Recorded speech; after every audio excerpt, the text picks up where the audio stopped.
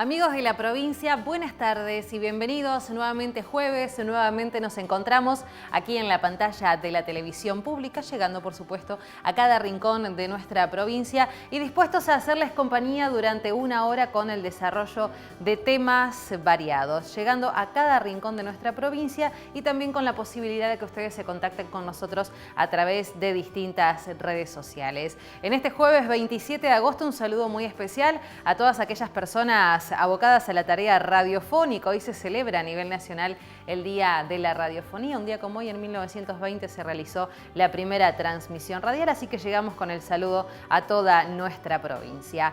Temas variados, algunos temas que ya les habíamos anticipado la semana pasada, pero vamos a compartir el repaso de lo que vamos a disfrutar en la tarde de hoy. Vamos a hablar de la celiaquía, cómo se previene. Y esto que está considerado por muchos no como una enfermedad, sino como una condición. Celiaquía, detalles en esta edición de Bien Vivir. Vamos a hablar también de la diabetes, los tipos de diabetes que existen, la forma de detectarla y cuáles son los tratamientos que se pueden realizar. Y corriéndonos un poco de todo lo que es prevención, como habitualmente charlamos aquí en las tardes de los jueves, ya está con nosotros un funcionario de nuestra provincia. Dejamos a un lado todo lo que sea prevención, todo lo que sean problemáticas específicas, para conocer un poco cómo se trabaja desde el ámbito institucional en el sector de la salud. Está con nosotros acompañándonos ya aquí en los estudios de la televisión pública Tristán García, que es el subsecretario de Gestión Institucional. Tristán, buenas tardes y gracias por estar acá con nosotros. Bien, yo, si vale una aclaración. Sí, claro. No dejemos de lado la prevención y la promoción. También. Eso es lo básico nuestro. Pero más desde el lado institucional, en este caso, campañas y cómo se desarrolla. Eso, bueno, justamente.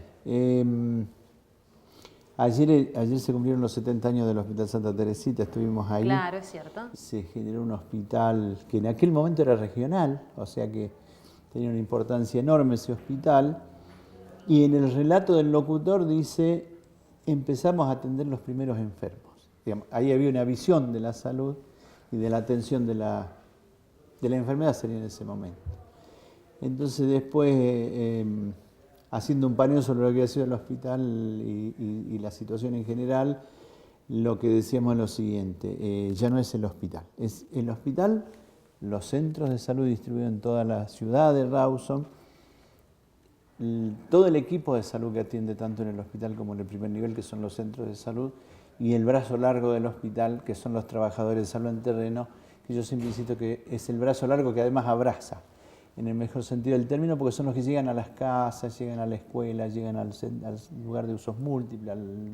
Ya no es tanto el ciudadano que va a buscar la atención, sino que la atención trata de ir llegando a distintos estratos de la sociedad. Entonces decíamos ahí también que lo básico nuestro es la promoción y prevención, y que hay algunas enfermedades, otras no, pero algunas enfermedades que cuando se producen y llegan al hospital o llegan al consultorio y demás, ha habido algún fracaso nuestro en la acción que desarrollamos.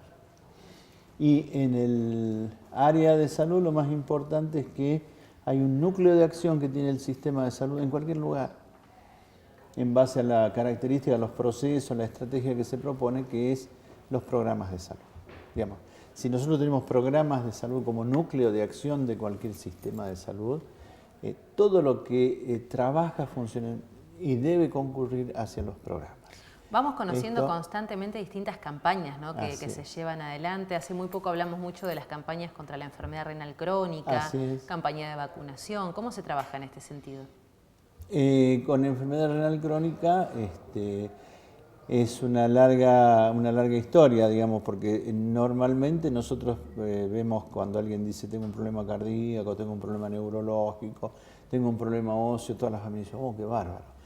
No se suele hablar en el común de lo que es el riñón. Claro. Es como que está ahí, pero no. Hasta que un día se enfermó. Claro, y ahí aparece en primer plano. El concepto nuestro es que hay periodos en la enfermedad renal donde no da síntomas, pero uno puede detectar fallas que se empiezan a dar y sobre las cuales hay que actuar inicialmente para o detenerlo o evitar que avance el daño en lo que es a nivel del aparato urinario del sistema renal. Y respecto de otros programas que tenemos son las patologías inmunoprevenibles, que es todo el área de vacunas. Está en el programa estratégico que tiene el Ministerio dividido en grupos etarios, así que tenemos maternidad, infancia, adolescencia, que es un área y una dirección provincial. Hay una dirección de patologías prevalentes que trabaja sobre las que básicamente afectan a la población y son las más importantes, y dentro de ellos tenemos las que son transmisibles y las no transmisibles.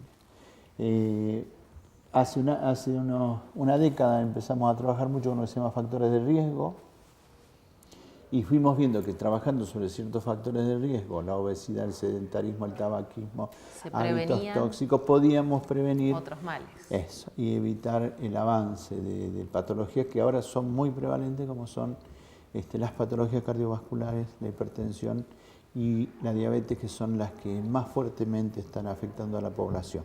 ¿Y hay índices de que a través de estas campañas haya menos índice de personas afectadas? Depende de los grupos etarios que miremos.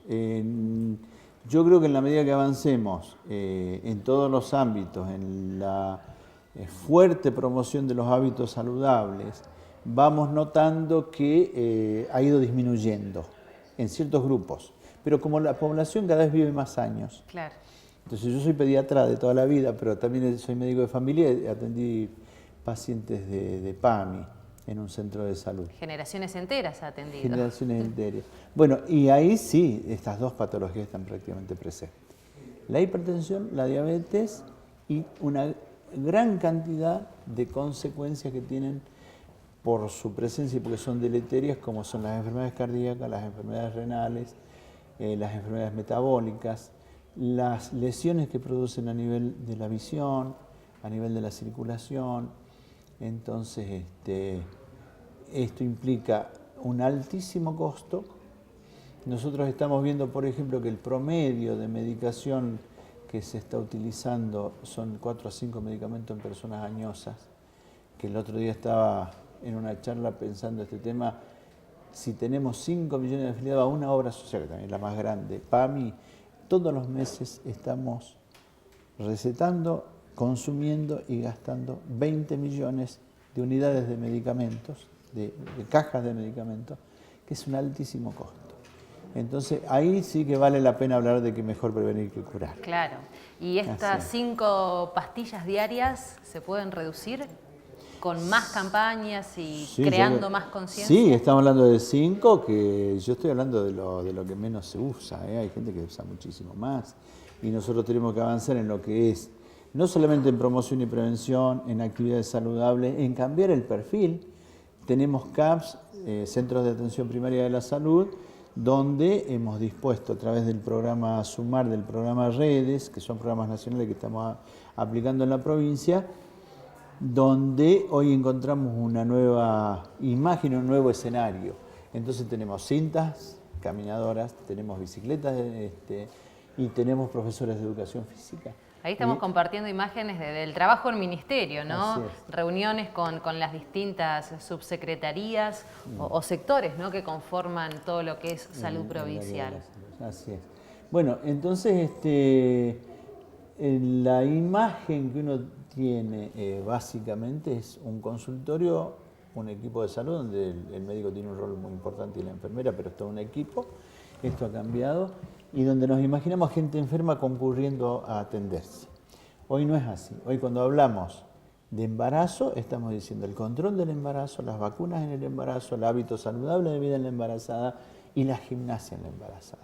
Entonces ya no estamos hablando de un hecho de enfermedad al que hay que salir, sino cómo integralmente a la persona se la trata, se la acompaña y podemos trabajar con ellos en otras cosas. Entonces hoy a mí realmente me encanta porque hace unos 20 años empezamos a trabajar muy fuertemente acá en la provincia, no, un poco más, 30 años, y hoy ya está instalado. Hoy ya es normal que haya un profesor de educación física, que se hagan las campañas, que se hagan las caminatas. Tiene que ver con la toma de conciencia de la sociedad, sin dudas. Así que yo creo que esto es un avance muy importante. Lo que sí hay que pensarlo, y en lo institucional, como vos planteabas al inicio de la charla, hay que armar, y tenemos nosotros un plan estratégico de trabajo donde medimos las cosas. Entonces, las cosas en salud se pueden medir en positivo o en negativo.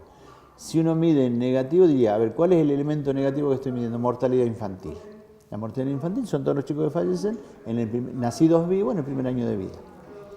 En este momento nuestra provincia tiene uno de los índices más bajos del país. Más bajo. 6,7 por 1000 nacidos vivos. Esto es un logro realmente muy importante, ¿eh? Muy importante porque yo te puedo decir que en el año 85, cuando empezamos a trabajar, estábamos en un 20 a 22. Ah, un índice que ha bajado muchísimo. Claro, que ha bajado muchísimo. Entonces, en la medida que vamos bajando ese índice, estamos diciendo que estamos ganando en calidad de vida y en vida. Y también habrá problemáticas que se instalan de acuerdo a la problemática que atraviese la sociedad y también en determinado momento del año, ¿no? Mucho se habló, por ejemplo, recuerdo a comienzos del año, mucho se trabajó con el tema del síndrome urémico hemolítico por algunos casos que surgieron quizás de manera más excesiva que en temporadas anteriores. Entonces son temas que le instala la sociedad. Sí, me parece muy bien que se instale. Ahora, hay que instalarlo en el sentido de que con medidas muy básicas en una patología tan grave podemos resolverlas. Entonces hay que trabajar, por eso tenemos también una dirección de salud ambiental, donde nosotros tenemos que salir a trabajar con todos los estamentos del Estado, tanto municipales como provinciales, para determinar, porque esto básicamente tiene que ver con el consumo de verduras o carne o algún otro elemento contaminado. Condiciones básicas de higiene. Condiciones básicas de higiene. Entonces sí hay que saber, y esto también trabajan en el equipo de salud, cómo se ubican las cosas en la heladera, cómo se mantiene el frío de la heladera. Abrir la heladera innecesariamente genera variaciones muy importantes, pero básicamente el lavado de manos, el lavado de la verdura y la fruta, son cosas muy básicas. ¿Cuántas veces se reúne por semana todo el equipo ministerial para diagramar, para calcular estos índices? Depende de los equipos. Los equipos están trabajando en forma permanente, tienen reuniones generales que se vienen dando y que lo organiza cada dirección, o la subsecretaría de programa, o la subsecretaría de gestión, o la de capacitación, que es la doctora Josami, donde estas cosas en función de los programas operativos anuales o del plan anual de actividades que uno tiene desarrollado, se van monitoreando, se van midiendo y se va avanzando. Y después hay momentos en que hay que reunirse porque aparecen cuestiones emergentes como sería síndrome urémico hemolítico. Frente a eso hay que salir rápidamente a responderlo porque como se maneja estadísticamente, superado cierto número de límites es el número que llamamos de alarma y tenemos que evitar que esto se avance. Estamos finalizando el invierno. ¿Cuáles son las próximas campañas en las que se va a trabajar fuertemente? Digamos, hay que trabajarla todo el año. Hay una campaña permanente que es sobre lo que son patologías crónicas, tanto transmisibles como las no transmisibles. Esto hay que trabajarlo permanentemente. A posteriori, digamos, si uno empieza el año, marzo, abril, ya tenemos que empezar a trabajar sobre lo que son las enfermedades respiratorias agudas, las IRA o infecciones respiratorias agudas, donde trabajamos sobre los grupos más vulnerables y trabajamos sobre varios elementos. El tema de la vacunación, que ahora incluye a toda la edad de la vida, la vacuna antigripal, otras vacunas específicas que hacen a las enfermedades infecciosas, respiratorias y demás, y se empieza a programar toda la logística que son contar con todos los elementos, tener las postas de tratamiento, de atención, de vacunación y demás, de tal modo que uno esté muy bien preparado para. Hay que cumplir con una cantidad determinada de personas inmunoprotegidas, que nunca tiene que ser menor a un 85% para evitar la circulación. Entonces uno va midiendo esto y lo va trabajando. En este momento, además, ojo, a nosotros nos toca un poquito más tarde que a las grandes urbes del norte. Es decir, nos llega más tarde la diarrea estival, que nos llega en otoño, y suele pasarnos con las enfermedades que llamamos invernales, que se prolongan un poco más y llegan a la primavera. Entonces inmediatamente empezamos con la campaña de verano. Como verán, hay mucha promoción y hay mucha prevención también desde el ámbito institucional. Mucho más para hablar, pero lo dejamos para un próximo programa. ¿Cómo no? Muchas gracias. Muchas gracias a ustedes. Tristán García con nosotros en este primer bloque de Bien Vivir por una vida sana. Una pausa y ya volvemos.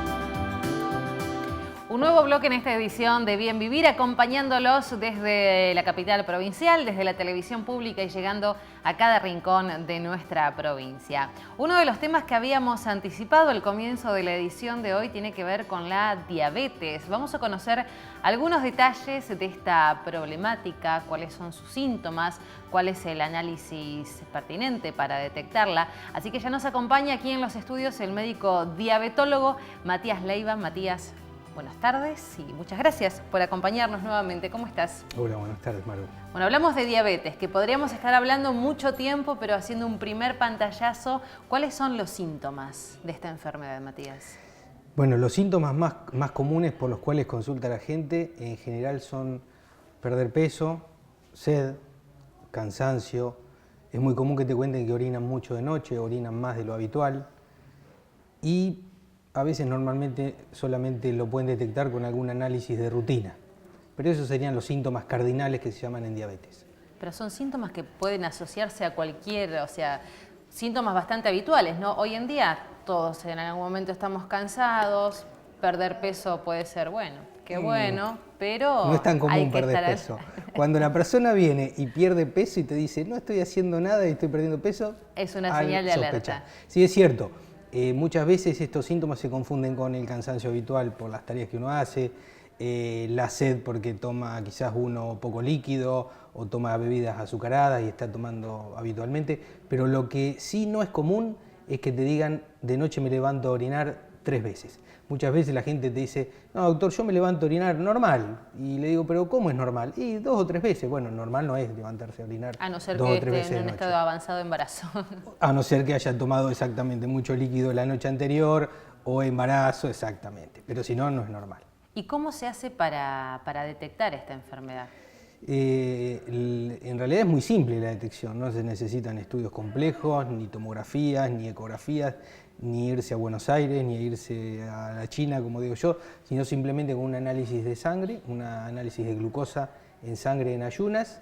Con eso es suficiente para hacer la detección de diabetes. ¿Y la diabetes es una enfermedad que se cura o se convive con ella? No, es una enfermedad que no se cura, pero se controla.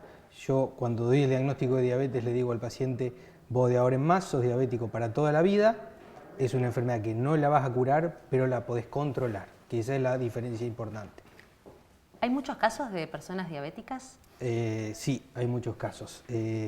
Más o menos se estima en gran escala, acá en la Argentina no hay mucha epidemiología de la diabetes, pero más o menos entre el 8 y el 10% de la población es diabética. O sea que tenemos gran cantidad de personas diabéticas. ¿Y hay muchas que lo padecen y no lo saben, Matías? Y sí, también. Hay muchas, normalmente es la regla del 50. De 10 personas que son diabéticas, la mitad, o sea, 5, no lo saben. Y esto implica sus riesgos. Y esto implica muchos riesgos, por supuesto, porque hay gente que está caminando, como digo yo, ellos piensan que están normales o se sienten bien o no tienen enfermedades, pero la patología, la enfermedad sigue su curso y avanza y destruye su organismo sin ellos saberlo, por supuesto. ¿Qué le pasa al organismo de la persona diabética? ¿Cómo se desarrolla? Hay algo que yo también le digo a los diabéticos, que es lo siguiente: la diabetes afecta todo. Todo ¿qué es? Todo. Desde la punta del pelo en la cabeza hasta la punta del dedo de los pies. Afecta a los riñones, afecta la vista, el corazón, las arterias, los nervios. Es una enfermedad principalmente vascular. El diabético se muere de problemas vasculares. La causa más importante de mortalidad en un diabético son los infartos, los problemas cardiovasculares, infarto de corazón, infarto de cerebro. O sea, la diabetes tapa arterias. Es una ¿Y qué consiste? ¿En la falta de insulina? ¿El cuerpo no puede generar la insulina suficiente? Exactamente. Hay dos patologías, o sea, 2 problemas que tiene el diabético principalmente, que son una, la falta de insulina, y otra es la mala calidad de insulina. ¿Sí? La insulina la genera el páncreas. La insulina es una hormona que produce el páncreas y es la única hormona que tenemos en nuestro organismo para bajar el azúcar. ¿Sí? O sea, la diabetes es una enfermedad que lo que hace es tener un nivel elevado de azúcar en la sangre por arriba de lo normal. El azúcar o la glucosa es necesario para vivir, es nuestra energía. Claro. Pero si sobrepasa un límite normal, ahí vienen los problemas. La insulina es lo que regula esa cantidad de azúcar. El azúcar en el torrente sanguíneo y lo que tiene que ser absorbido por otros órganos. La insulina lo que hace es meter el azúcar que va por la sangre, como se ve ahí en el video, en la imagen, y lo que hace es meter esa glucosa, ese torrente de energía, dentro de la célula. Si no tenemos insulina, ese azúcar da vueltas por la sangre. Y estamos cansados porque no generamos energía. Y estamos cansados exactamente porque tenemos energía de sobra, pero la tenemos en la sangre, claro, no la tenemos en nuestra célula. Sería. Exacto. Y no le hace bien a la sangre. Y no le hace bien a la sangre. Que haya un exceso de azúcar. Como todo en la vida. ¿Y cuánto hay de factor hereditario en la diabetes o cuánto de malos hábitos de la persona que finaliza en un diagnóstico así? La diabetes, tenemos varios factores. La causa de la diabetes, muchas veces una pregunta, ¿pero por qué soy diabético? ¿Por qué tengo diabetes? Bueno, es multifactorial. ¿Qué quiere decir? Hay varios factores. Hay factores hereditarios, o sea, es normal que de padres diabéticos nazcan hijos diabéticos. Después tenemos factores ambientales, como por ejemplo la mala alimentación, el exceso de consumo de hidratos de carbono, de grasas en la dieta, la falta de actividad física, y después tenemos diabetes de tipo autoinmune, que son los diabéticos tipo 1, que son aquellos que sin tener quizás antecedentes en la familia, de un día para el otro, muy común en los chicos, se diagnostican diabéticos en poco tiempo. ¿Un chico puede tener diabetes? Un chico puede tener diabetes desde su nacimiento. Porque hay 3 tipos, ¿no? La 1, la 2 y la gestacional. En realidad hay 20 tipos de diabetes. 20 tipos de diabetes. De las cuales las más comunes son la 1, que es la diabetes de los chicos, la diabetes tipo 2, que son de adultos, y la diabetes gestacional, que es la diabetes que se adquiere en el embarazo. Y esta como característica tiene que el 80%, un 70% se cura después de tener el bebé, pero siempre está el riesgo de que esa mamá pueda ser diabética en otro momento. Por eso hay que controlarla durante toda su vida, no es que una vez que tuvo el bebé se curó y ya está. Hablábamos del análisis de la forma de detectar la diabetes, que es muy sencilla a través de un análisis de sangre, y te invito, Matías, a que compartamos algunas imágenes. Estuvimos en un laboratorio, allí dialogamos con el bioquímico Roberto Martínez, que nos va a contar más detalles del análisis para detectar esta enfermedad. La diabetes es el aumento del nivel de glucosa en sangre. Hay todo un sistema homeostático que se llama, que es el que hace que la glucosa se mantenga normalmente en una persona no diabética entre valores de 70 y 110 miligramos cada 100 mililitros de sangre. Después hay otras formas de detectar la diabetes cuando no es digamos, no está tan fácil, digamos, valores entre 110 y 120, personas que vienen persistentemente con esos valores. Entonces, una de las formas es hacerle una sobrecarga de glucosa al paciente para ver cómo se comporta su organismo cuando vos le sacás en ayunas y tenés un valor basal. Le das una sobrecarga de glucosa, generalmente son 75 gramos de glucosa, que se lo toma disuelto en agua con el agregado de algún cítrico, alguna cosa para que tenga un gusto más agradable, pero igual es dulcísimo. Se toma esos 75 gramos de glucosa y a las 2 horas exactas de haber terminado de tomarlo, se le vuelve a sacar sangre y se mide la glucosa. Lo normal es que una persona no diabética o no, que no tenga resistencia a la insulina o que no tenga ninguna patología, lo normal es que si tenía 85, 90 en ayunas, a las 2 horas después de haber tomado esa cantidad de glucosa, tenga más o menos ese valor o inclusive un poquito menos, porque recién se vuelve al valor basal a las 3 horas más o menos. Esa prueba se llama prueba de tolerancia oral a la glucosa. Se le saca sangre de ayunas al paciente, se le da la sobrecarga esa, el paciente se queda sentado acá, porque no se puede ir a caminar por la calle a gastar glucosa, sino que se queda sentadito en reposo. A las 2 horas le volvemos a sacar y ahí en ese momento también le pedimos que junte un poquito de orina, porque eso nos dice si en algún momento esa glucosa pasó lo que se llama el umbral renal, que más o menos está en 180 miligramos por 100 mililitros. Si apareció glucosa en orina, quiere decir que en algún momento estuvo más de ese pico.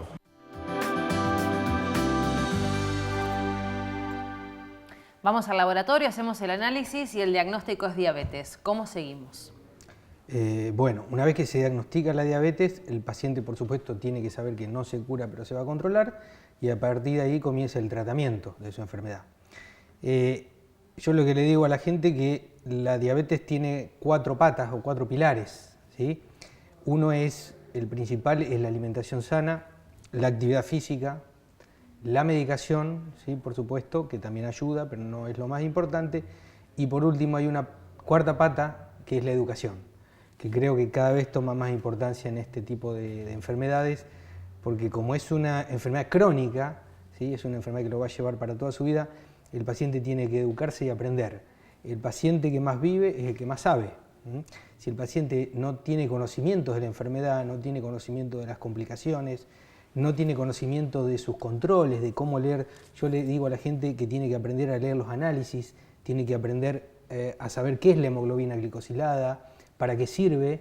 Hay gente que lamentablemente hace 20 años que es diabética y yo le pregunto, ¿y te acordás qué es la hemoglobina glicosilada? Y te mira como diciendo, no sé, nunca me lo dijeron, y bueno, y uno se los repite y demás.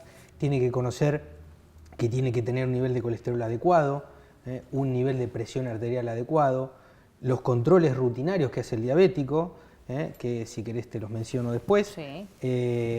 Y eso va a llevar a que su vida sea más, como digo yo, llevadera, porque el diabético es una persona que puede llevar una vida, diríamos, casi normal, no normal del todo, porque por ahí vos me podés decir, bueno, pero tiene que tomar remedio con esta insulina o con sus controles médicos, pero eso no lo limita para nada, no lo limita para trabajar.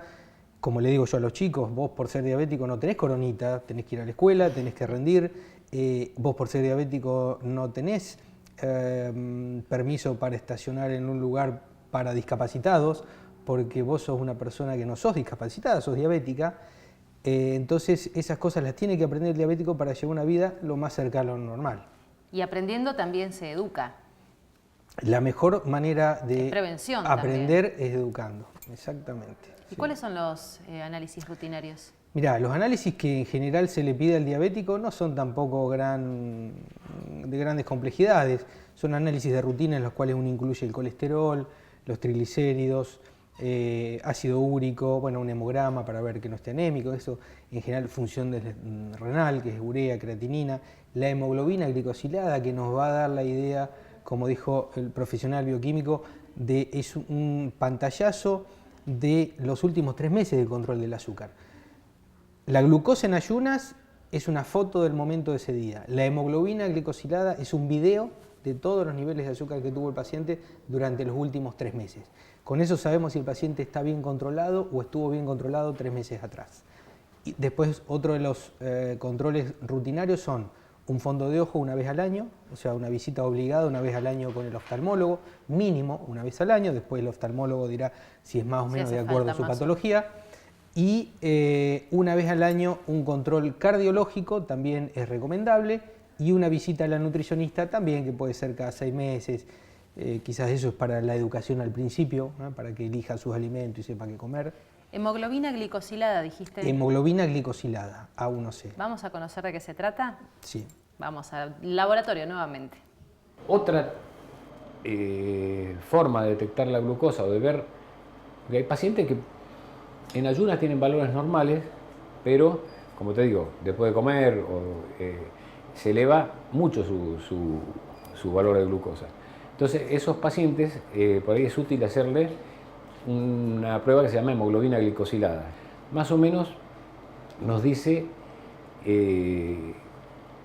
cómo se ha comportado el metabolismo de la glucosa en los últimos 3 meses, que es la vida media de los glóbulos rojos, porque se hace con sangre entera, con glóbulos. Entonces, valores que también ya están estipulados en más o menos entre 5 y 6,5% de hemoglobina glicosilada son normales. Por encima de eso, quiere decir que en algún momento en los últimos 3 meses ha tenido picos de hiperglucemia. Por más que en ayunas tenga valores normales, controlándole al paciente la glucosa y la hemoglobina glicosilada cada tanto tiempo, y en orina haciéndole una prueba que se llama microalbuminuria, prácticamente el paciente está controlado. Otra cosa que se está haciendo para controlar el efecto de la diabetes, no la diabetes, es hacer la creatinina en sangre y o bien hacer el clearance de creatinina que se llama, que es para ver ¿qué hace el riñón con esa creatinina? La creatinina es un metabolito que en realidad el organismo lo tiene que eliminar. Entonces, es una buena forma de ver si el riñón está funcionando bien. Para hacer el clearance de creatinina necesitas orina de 24 horas. Y no siempre la gente junta bien la orina de 24 horas. Porque por más que vos le expliques que la primera orina se descarta, ese es el minuto 0, y hasta las 24 horas tiene que juntar todo lo que orine, inclusive la última orina, lo que se utiliza ahora, dentro de ciertos rangos, ¿no? Personas no obesas, no caquécticas, entre los 18 y los 60 y pico años de edad, es el cálculo por medio de una ecuación que se llama MDRD, que es, solamente podés con el valor de creatinina y el valor y la edad, más o menos tener una aproximación de cómo está funcionando ese riñón.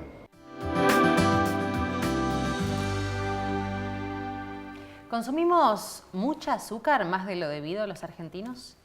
Consumimos mucha cantidad de azúcar.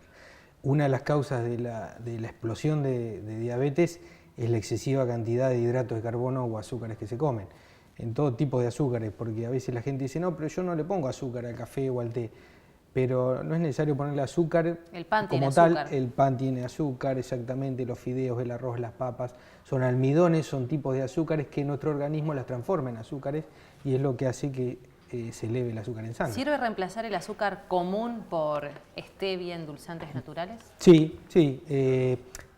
Hoy por hoy se escuchan muchas cosas, pero todavía no hay nada científicamente probado, como por ejemplo que dicen que no, que los edulcorantes en los chicos o que puede producir cáncer y demás. No, no hay nada probado y yo aconsejo en general a los familiares de pacientes diabéticos y a los diabéticos mismos, por supuesto, que no consuman azúcares simples, sino que consuman edulcorantes, stevia, que son endulzantes naturales, o simplemente amargos, si a uno no le gusta endulzarlo. Claro. Esto es tan solo un adelanto porque le prometimos a Matías que vamos a hacer el especial de diabetes, próximamente en la pantalla provincial. Muy bien. Muchas gracias por la visita. Gracias a vos por la invitación. Matías Leiva, diabetólogo, con nosotros, contándonos algunos detalles, conociendo un poco más de qué se trata esta enfermedad. Momento de una nueva pausa y en minutos vamos a dialogar con Karen Bender. Tema: celiaquía.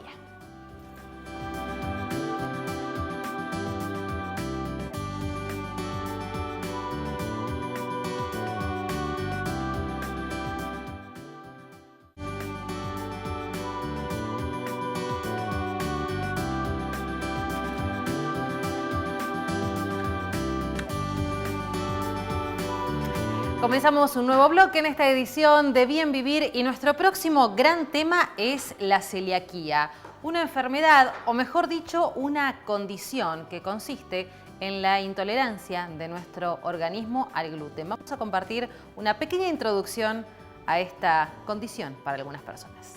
¿Qué es la celiaquía? Es la intolerancia al gluten, que es un conjunto de proteínas presentes en el trigo, avena, cebada y centeno, TAC, y en productos elaborados con estos 4 cereales. En condiciones normales, los alimentos se degradan en partículas más pequeñas que son absorbidas por las vellosidades del intestino delgado. Sin embargo, en personas genéticamente predispuestas, esta enfermedad autoinmune atrofia las vellosidades e interfiere en la absorción de nutrientes. En Argentina se estima que 1 de cada 100 habitantes es celíaco y muchos no lo saben.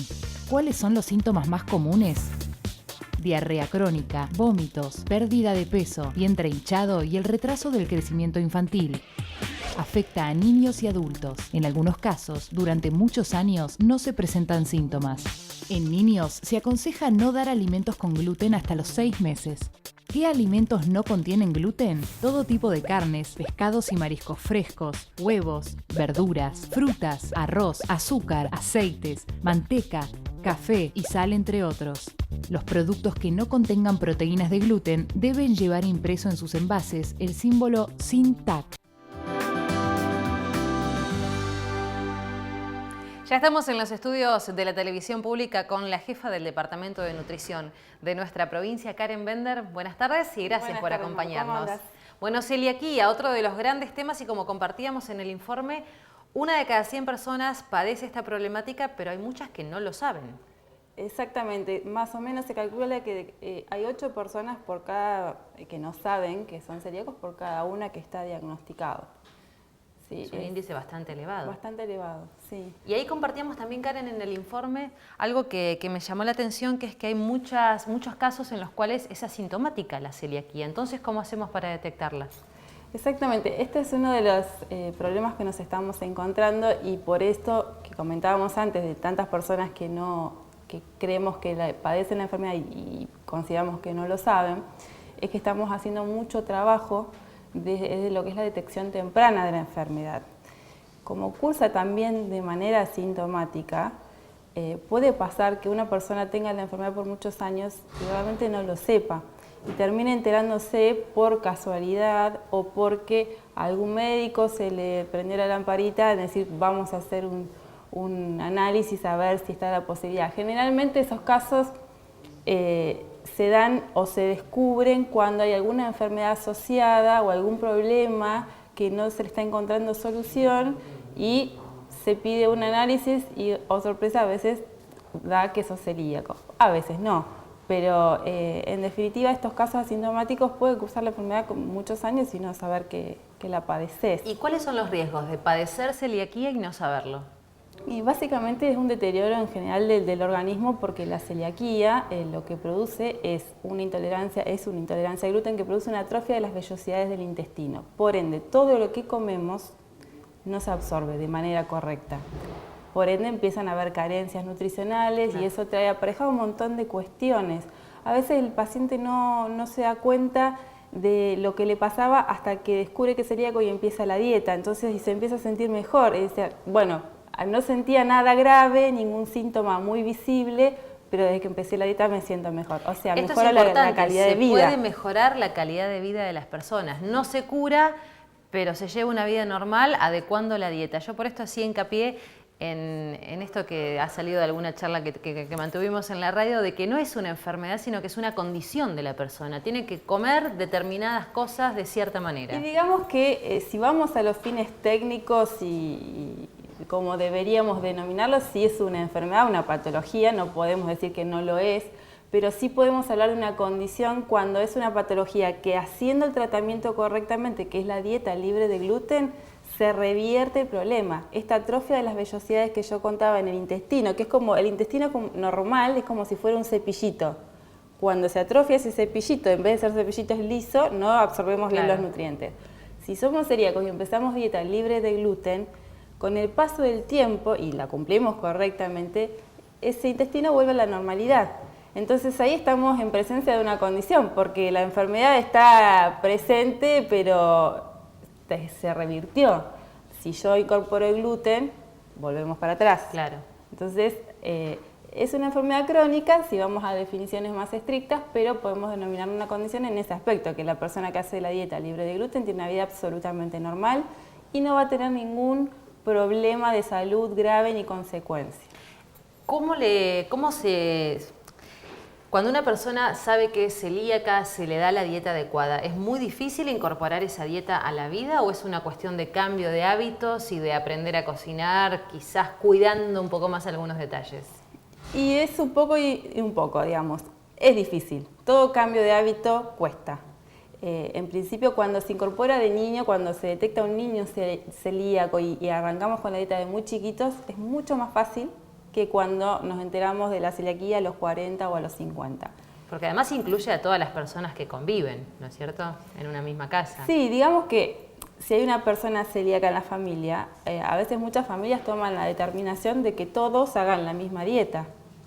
En algunos casos no. Son formas de organizarse. Yo creo que con ciertos cuidados la persona celíaca puede seguir su dieta sin que el resto de la familia esté con la misma dieta y puede seguir su dieta inclusive fuera de la casa. Sí se complica un poco porque es real que el abastecimiento de alimentos libres de gluten en supermercados o en mercados más pequeños o en kioscos o en una estación de servicio o en lugares donde uno cotidianamente puede llegar a adquirir un alimento es bajo o nulo muchas veces. He hecho la experiencia de ir a mercados a preguntar por alimentos libres de gluten y que no tenían. que ni siquiera sabían lo que eran muchos, o que otros sabían, pero como por ahí no vendían mucho, tampoco los tenían. Claro.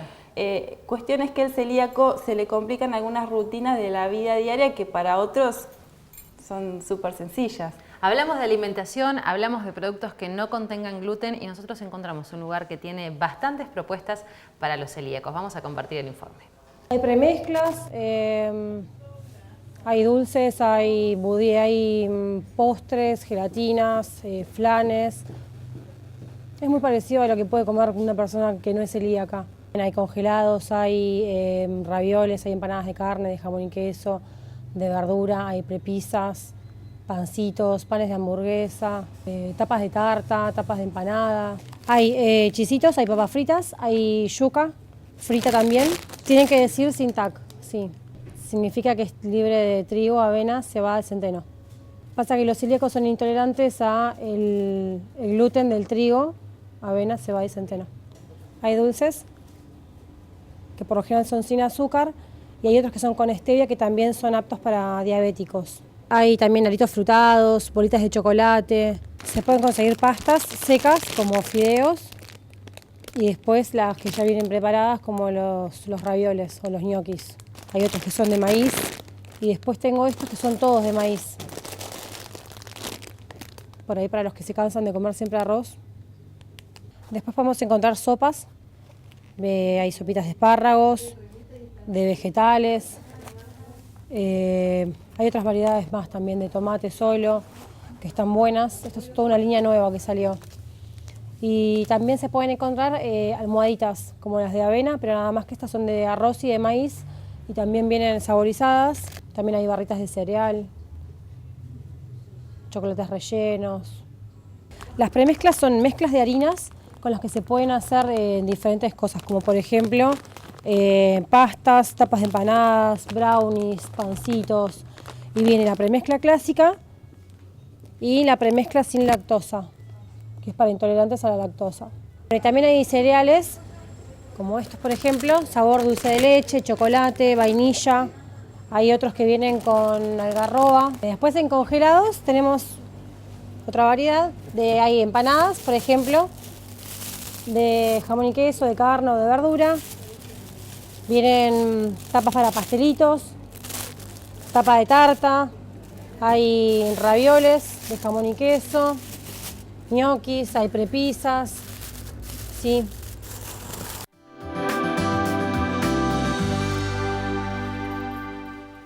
Bueno, vemos alfajores de dulce de leche, ravioles. No es que la pasa mal una persona celíaca tampoco. No, hay una amplia variedad de alimentos que el celíaco puede comer y es muy importante hacer hincapié en lo que sí pueden comer, que no es necesario que se piensen solamente en las harinas, porque como decía el informe que mostraron al principio, pueden comer carnes, frutas, verduras, legumbres, hay arroz, helados sin maíz. TAC hoy en día. Hoy en día hay helados sin TAC. En realidad, algo que quería hacer hincapié en relación al informe de recién, veo que tiene muchísima variedad y eso está muy bueno para los celíacos porque pueden darse muchos gustos sin tanta complicación, pero sí es importante que compren siempre todos los paquetes cerrados, donde se comparte un lugar donde hay otro tipo de harina, se contamina. Tenemos el riesgo de contaminación cruzada, que es uno de los principales problemas a la hora de el cumplimiento de la dieta, porque a veces el celíaco hace la dieta, pero si no tiene previsto esto de la posible contaminación, a veces incluye el gluten sin darse cuenta. Claro, yo esto me refería cuando decía que involucra a todos los habitantes de la misma casa.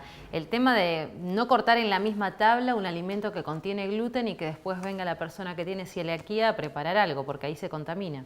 Y exactamente, sería conveniente que los utensilios que se usen para el celíaco sean específicos para ellos, o en todo caso, si no es así, que se use primero para el celíaco y luego se preparen los alimentos que sean con gluten, que haya un espacio en la casa destinado a guardar esos alimentos, bien cerrados, herméticos, en un espacio donde no haya riesgo de contaminación. En la heladera lo mismo, que esté todo bien cerrado, porque también en la heladera por derramamiento se puede contaminar. Ponerlos más arriba que abajo por las dudas que algo se caiga. Son pequeños tips y pequeños truquitos. Cambios de hábito. Sí, que el celíaco los va aprendiendo eso fácilmente. Lo difícil es a veces en las cuestiones sociales, el no tentarse a comer una porción de pizza, el no tentarse a comer un sanguchito o una cerveza y tener que estar pensando siempre que tiene que llevarse su comida. Eso puede ser lo más engorroso si se quiere, pero hoy por hoy cada vez hay más opciones y bueno, se eso puede hacer. Se puede hacer, sí. Karen, vamos a compartir una pequeña pausa y ya volvemos, ¿te parece? Dale. Avanzamos.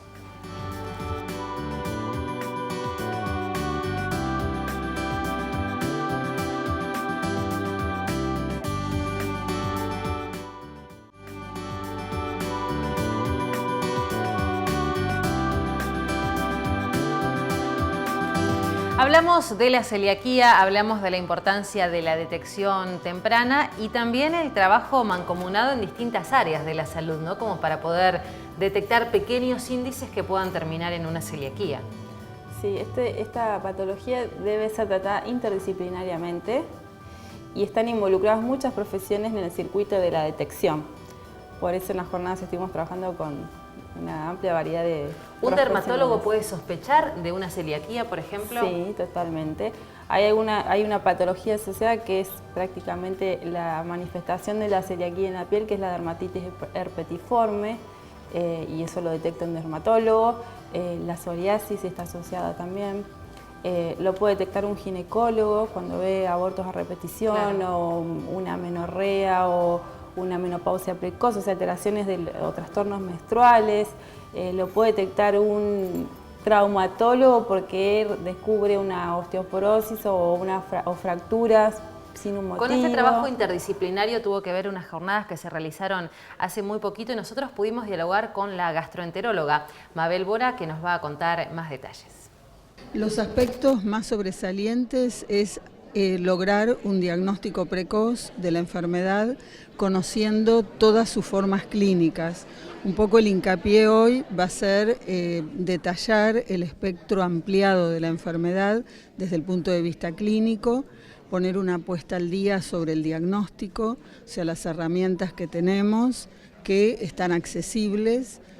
Y por otro lado, el tratamiento adecuado de la enfermedad que permite al celíaco llevar una vida normal.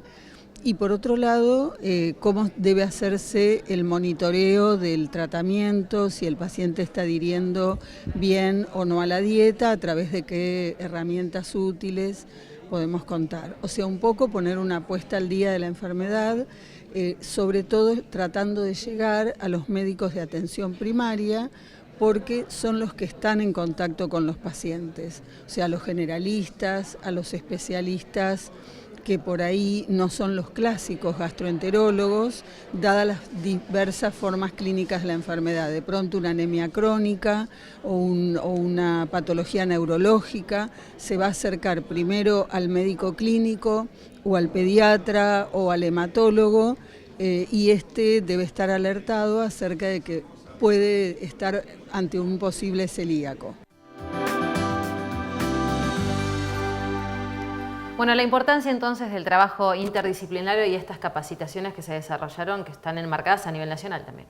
Sí, bajo el Programa Nacional de Detección y Control de la Enfermedad Celíaca vinieron 2 médicas a exponer y aprovechamos los profesionales de Chubut a capacitarnos y a aprender más sobre el tema. Bueno, Karen, te agradecemos mucho por esta visita, más que interesante como siempre.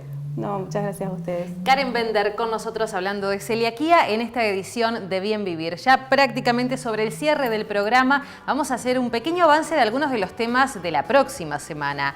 El próximo jueves vamos a hablar sobre los riesgos de la automedicación. Los riesgos. El doctor David Williams estará con nosotros. ¿Cómo se realizan los análisis clínicos? Una visita al bioquímico Roberto Martínez. Y con Gilda Jones también vamos a conocer algunos detalles de todo lo que está relacionado con la neurobiología y también con la psicología. Un pequeño avance tan solo de los temas que vamos a tratar y a compartir en la edición del próximo jueves de Bien Vivir. En las redes sociales, en Facebook, Bien Vivir TV, allí van a poder ver nuestros programas y también queremos escuchar sus sugerencias, sus comentarios allí en la página del Facebook. Y por mail nos pueden escribir a bienvivirtv@gmail.com. Como cada jueves, el agradecimiento a Shopping La Capital, el agradecimiento a Loma María y Bianchi Bones de la ciudad de Trelew. Muchas gracias por habernos acompañado. Será hasta la próxima semana.